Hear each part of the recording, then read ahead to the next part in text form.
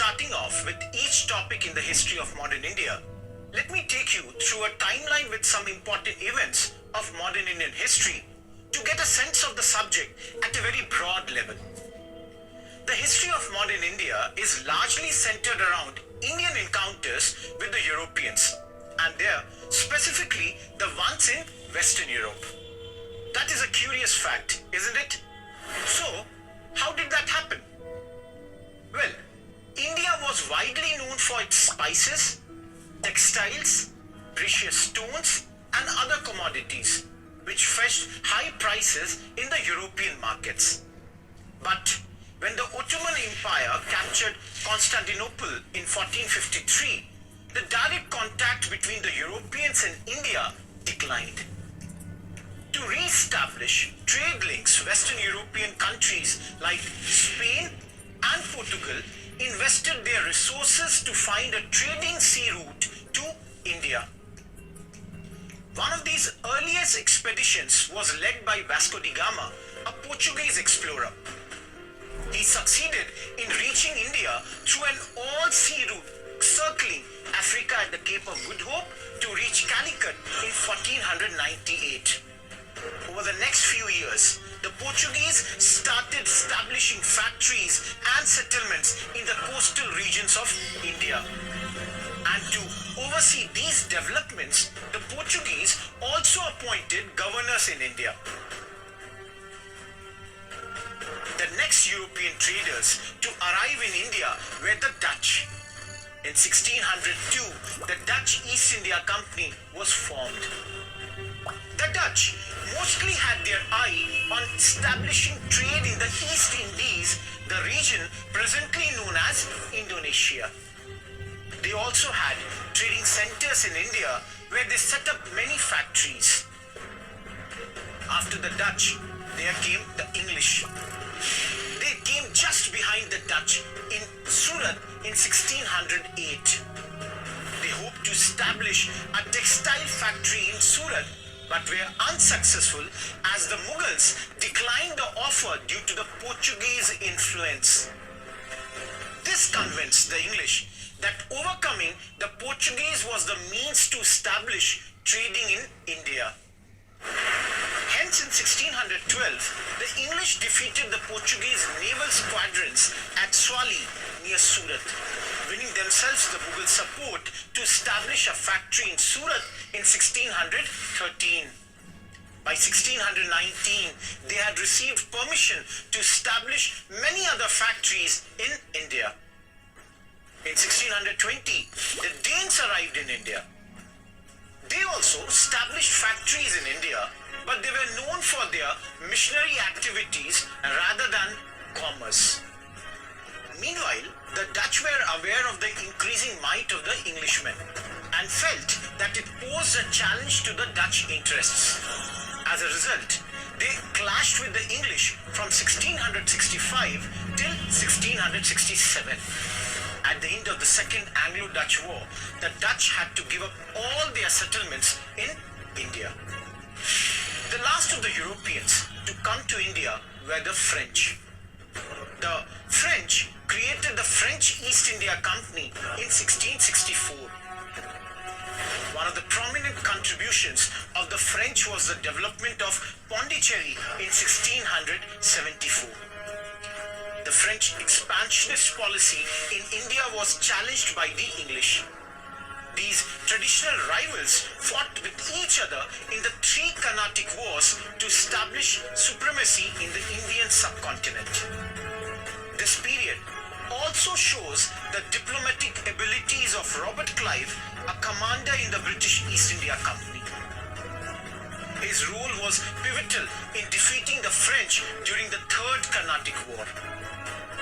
Robert Clive also battled against Siraj-ud-Daulah, the Nawab of Bengal, and his French support at Plassey in 1757. Clive's decisive victory at the Battle of Plassey gave the British East India Company control over Bengal, which was arguably one of the biggest regions back then.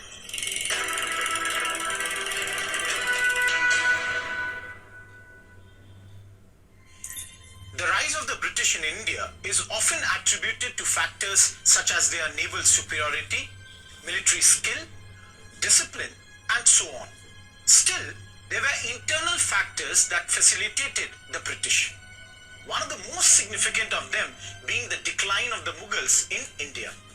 The Mughal Empire had expanded to such an extent that a centralized ruling system was ineffective. The unity and stability of the empire had been shaken up during the long and strong reign of Aurangzeb. Yet, the administration was still quite efficient, and the Mughal army was quite strong at the time of his death in 1707. Many policies launched by Aurangzeb were largely controversial and gave rise to the regional conflicts. Many rulers after Aurangzeb lacked strong leadership qualities and corruption was rampant. To make matters worse, the invasion of Nadir Shah in 1739 and multiple invasions of Ahmad Shah Durrani between the years of 1747 and 1769 left a huge blow on the Mughal Empire. This led to the decline of the Mughal Empire. Meanwhile, many other kingdoms such as the Marathas, Mysore, Sikhs, Bengal and Hyderabad had arisen. These kingdoms further engaged in succession wars for the Mughal throne. The association of the Europeans in regional politics and the succession wars accelerated the decline of the Mughals. In addition to the decline of the Mughals, winning the Carnatic War and the Battle of Palasi gave the British a stronghold in the subcontinent. Their victories allowed the British East India Company to appoint puppet rulers in Bengal, Carnatic, etc. Bengal, however, was their crown jewel. In 1759, the Dutch and puppet Nawab of Bengal, Mir Zafar, attempted to recover Bengal. But the Dutch forces were bested by the British in the Battle of Chinsura. By 1764, Nawab of Bengal, Mir Qasim, Nawab of Awadh, Shuja-ud-Dawla and the Mughal Emperor Shah Alam II conspired to recover Bengal from the English. The combined army lost to the English in the Battle of Buxar, and the Mughal Emperor became a pensioner of the East India Company. In 1765, the Treaty of Allahabad was signed at the end of this particular war. As per the treaty, Mir Qasim handed over the regions of Midnapur, Bardhaman and Chittagong to the English for maintaining their army and also permitted duty-free trade in Bengal. Meanwhile, the Mughal Emperor Shah Alam II gave the English the Diwani of Bengal, Bihar and Odisha. After the Battle of Buxar, the British established a dual form of government in Bengal by which Diwani or power to collect taxes was carried out by the company and the Nizamat, that is the police and judicial matters, by the Nawab.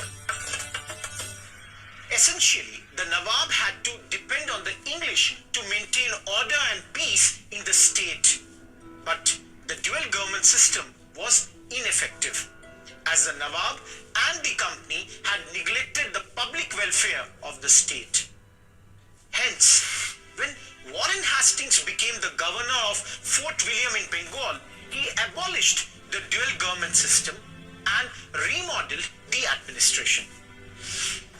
Warren Hastings was appointed to the role by the Regulating Act of 1773. This act brought about the British government's involvement in Indian affairs in the effort to control and regulate the functioning of the East India Company.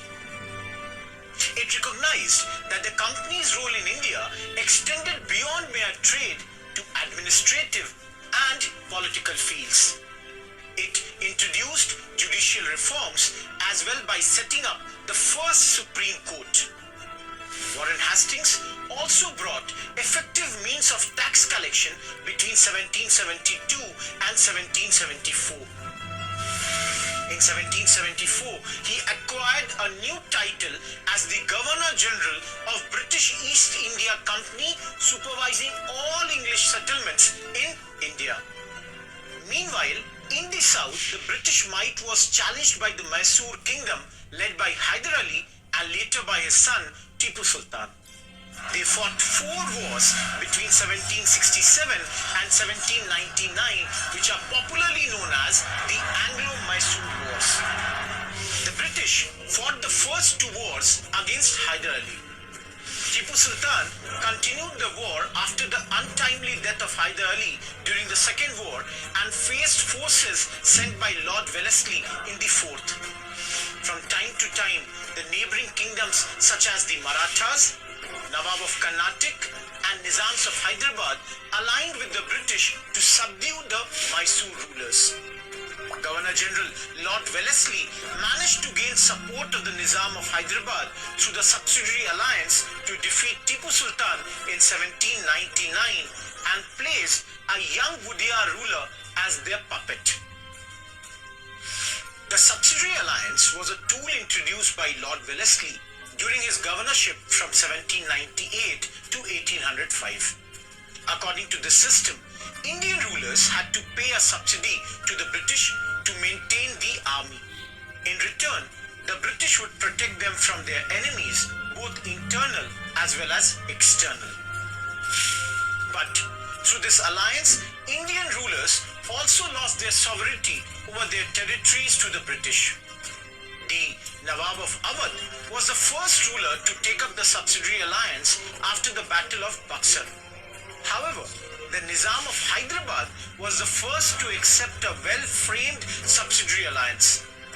Tanjore was another prominent region to become a part of the alliance. The Marathas, they also became victims of this alliance. During the reign of Chhatrapati Shahu Bhosle I, the 5th Chhatrapati of the Maratha Empire, Gaikwads of Baroda, Bhosles of Nagpur, Holkars of Indore, Sindhias of Gwalior, and the Peshwas of Pune came into prominence, and the empire evolved into a confederation. The confederacy was under the Peshwas' rule and worked well until the Third Battle of Panipat in 1761. The defeat at Panipat and the death of the Peshwa Madhavrao I in 1772 weakened the control of the Peshwas over the confederacy. While each family ruled independently with a united front against the British, they often tended to quarrel amongst themselves. The Marathas and the British engaged in 3 wars from 1775 to 1818, which let the British control members of the Maratha Empire one by one. Finally, in 1818, the British took control of the Maratha territory and abolished the Peshwaship. Sindh joined the Subsidiary Alliance in 1839, which gave British considerable control over the region. Although the British had assured territorial integrity to the armies of Sindh, they annexed the region after a brief campaign by Sir Charles Napier in 1843. Meanwhile, the Sikhs tried to keep the British at bay, but both engaged in 2 all-out wars between 1845 and 1849 called the Anglo-Sikh Wars. The British annexed Punjab and the war ended with some Sikh squadrons eventually fighting alongside the British in the years to come. Lord Dalhousie, the Governor-General from 1848 to 1856, used the doctrine of lapse to annex many regions.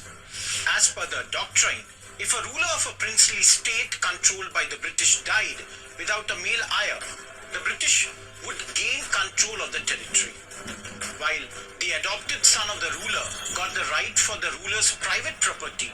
The British had the final say in bestowing the state to the adopted son or annexing it.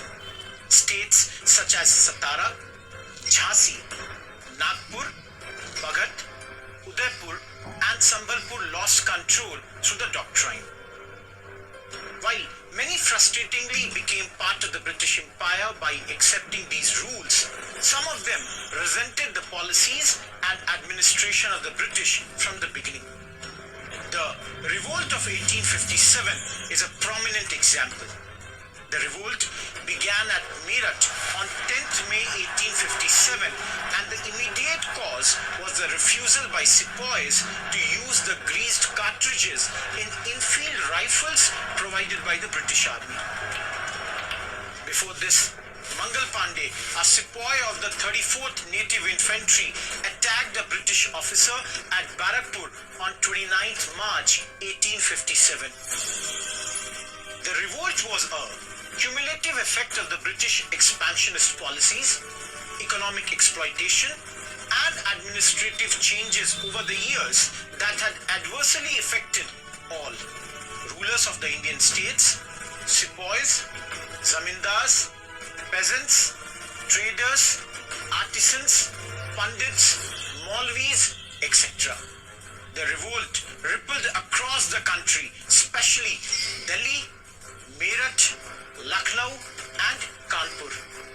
Thus, the event is considered the first war of independence by many Indian nationalists and historians, although imperial loyalists call it the Sepoy Mutiny.